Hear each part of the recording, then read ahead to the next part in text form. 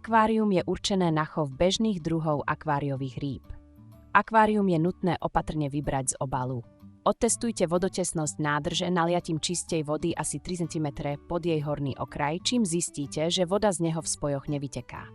Podlaha a skrinka, na ktorej je akvárium umiestnené, musí byť rovná, vyvážená, povrch čistý, bez akéhokoľvek prachu a nečistôt.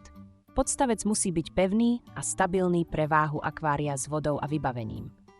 Na povrch stolíka, prípadne stojana, na ktorý chcete akvárium postaviť, je nutné položiť špeciálny poddajný materiál, najlepšie originálnu polyetylénovú podložku. Z otestovaného akvária vylejeme vodu.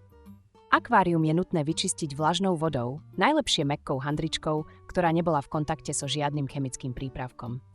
Až potom môžete prejsť k zariadeniu akvária.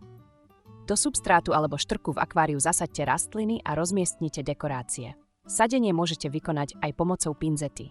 Následne pomaly naplňte akvárium odchlorovanou vodou. Vložte ohrievač vody, filter a umiestnite osvetlenie.